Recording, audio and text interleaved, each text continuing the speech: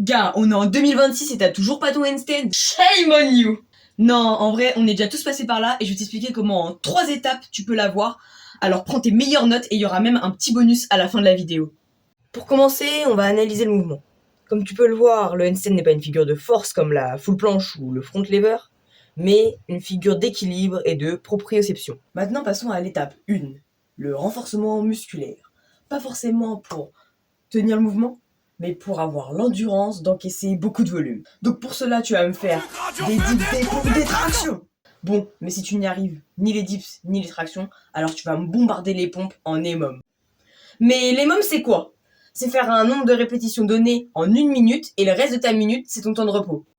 Par exemple, imaginons que tu fais 5 pompes par minute sur 10 minutes.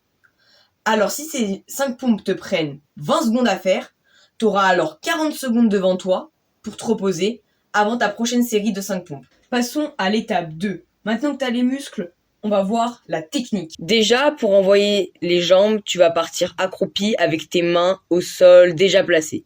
Ça t'évitera de lancer trop fort et de direct tomber. Comme tu peux le voir, tu peux prendre ton temps et envoyer une jambe après l'autre. Pense bien à envoyer le bassin.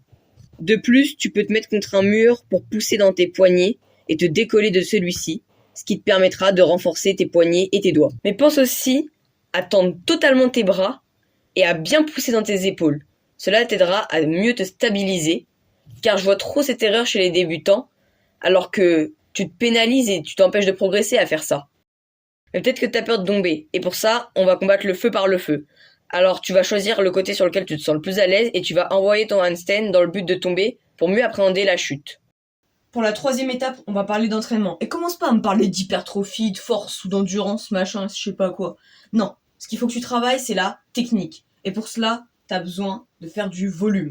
Donc moi, ce que je te conseille, c'est d'utiliser la méthode Grieve the Groove, ok?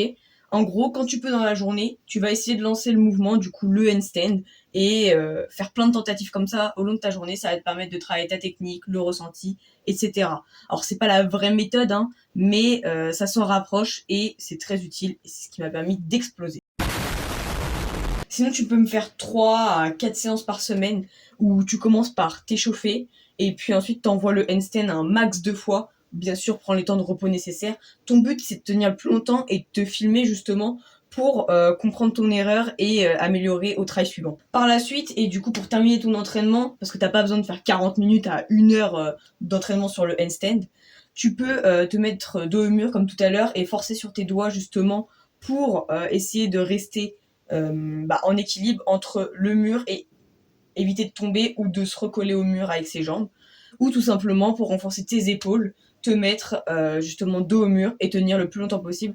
Mais bien sûr, fais bien attention à bien pousser dans les épaules et tendre les bras. Puis, en fonction de si oui ou non tu as des douleurs dans les poignets ou dans les coudes, tu peux faire ces différents exercices que je vais te montrer là maintenant pour justement, à la fin de ton entraînement, après, pour soulager les douleurs et te renforcer et gagner en mobilité.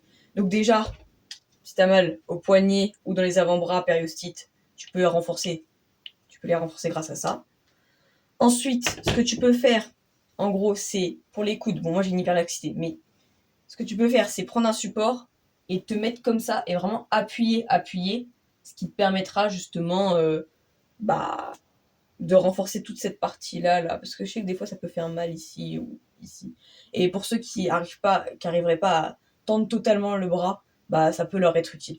Et tu peux faire aussi ces 2 autres exos là qui s'affichent à l'écran pour justement améliorer ta mobilité d'épaule, ta souplesse du coup à ce niveau-là, et pour éviter les douleurs. Pour terminer, je vais te parler du matériel, donc des protèges poignets et des parallettes. Personnellement, le protège poignet, je l'utilise dans mon entraînement que quand je commence à avoir mal et que c'est vers la fin. Et les parallettes, c'est juste pour l'entraîner, mais sinon, t'en as pas besoin. Sauf si bien sûr, t'as une douleur excessive dans les poignets ou une mobilité très réduite qui t'oblige justement à utiliser les parallettes. Donc maintenant, like, abonne-toi et commente si les conseils t'ont aidé. D'ailleurs, je te laisse kiffer le petit bonus que je t'avais prévu et des performances justement que tu pourrais peut-être atteindre un jour.